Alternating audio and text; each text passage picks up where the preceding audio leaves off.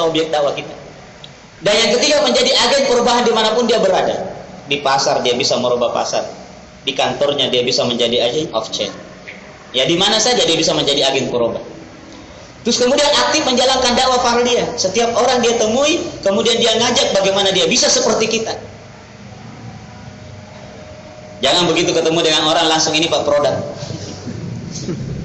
Pokoknya kalau dipakai Pak bisa awet muda Pak. Iya. Kayaknya saya juga pernah seperti itu Pak.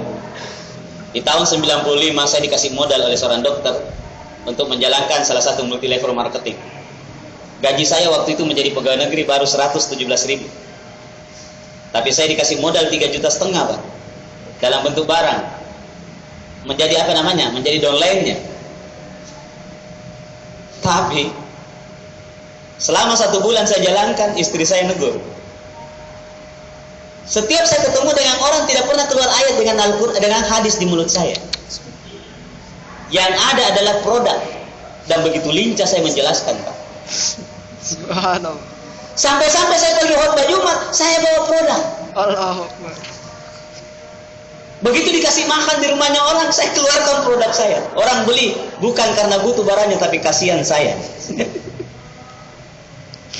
Akhirnya istri saya bilang, kalau begini Kak, kita datang ke daerahnya orang jauh-jauh, kalau tidak bisa membawa perubahan, berhenti tujuan. Saya kembalikan. Ya.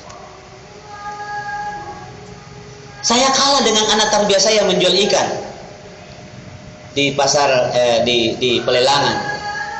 Masya Allah, dengan kefasihannya dakwah fardiyah, dia bisa membawa orang datang tarbiyah sama saya. Ada tukang becak saya bina. Subhanallah, dengan kekuatan dakwah fardiyah, setiap dia kenal orang, dia ngajak-ngajak pergi tarbiyah. Tapi pernah dia bilang sama saya, Ustaz, saya mau ceraikan istriku.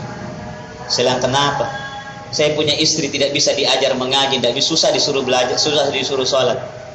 Saya bilang, berapa anakmu di sana? Dia bilang, ada 3. Terus kamu sebelum kenal saya, apakah sama kondisinya sekarang atau dulu? Dia bilang, tidak. Kalau begitu, kenapa kamu tidak mau membagi kenikmatan itu kepada istri? Sabarlah. Sebagaimana sabarnya dulu kamu bermaksiat, ya kan?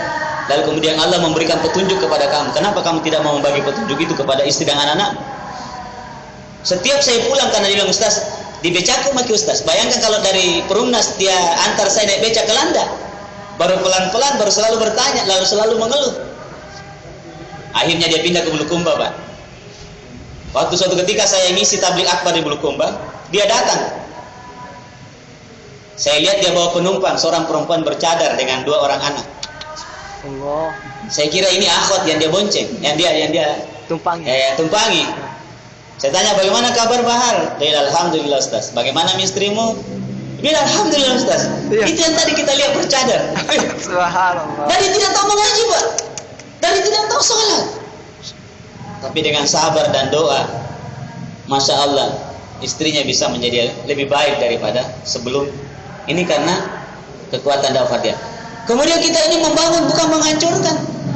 Makanya kita tidak sama dengan konsep datang ke tempat lain kita mengabrak-abrak rumahnya orang. Enggak.